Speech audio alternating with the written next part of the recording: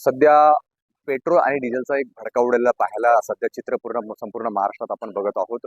Petrol पंपावर नागरिक मोठ्या प्रमाणात सध्या डिझेल आणि पेट्रोल खरेदी करण्यासाठी मोठ्या प्रमाणात गर्दी करताना आपल्याला दिसत आहेत.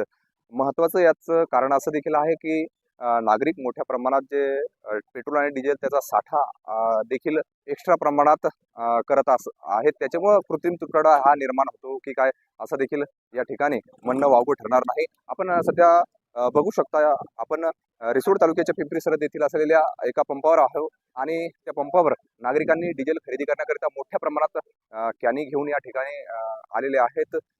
आपण व्हिडिओच्या माध्यमातून बघू शकता, सध्या शेतीची मशागत करण्याकरिता ट्रॅक्टर याचा वापर केला जातो आणि या ट्रॅक्टरचं डिझेल टाकण्यासाठी नागरिक जे आहेत कॅनच्या सहाय्याने या पंपावर दाखल झालेले आहेत. पेट्रोल आणि डिझेल या ठिकाणी ते भरण्याकरिता आपली सकाळपासून लगबग करीत आहेत. परंतु मोठ्या प्रमाणात एकाच वेळी जे ग्राहक आहेत ते मोठ्या संख्येने जमा व्हायला आले, त्याच्यामुळं त्यांना जे वेळेत पेट्रोल आणि डिझेल मिळावं तसं होताना दिसत नाही आहे.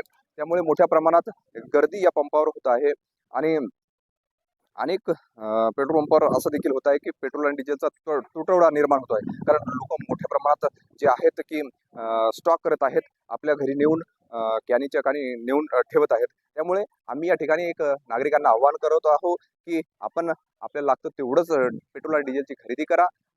पेट्रोल आणि डिझेल सध्या पंप जे चालक आहेत त्यांच्याकडून सांगण्यात येते की आम्हाला वेळेवर पेट्रोल आणि डिझेल मिळत आहे. त्यामुळे जास्तीचा स्टॉक कुणी ठेवू नये असं देखील पंप चालकाकडून सांगण्यात येत आहे.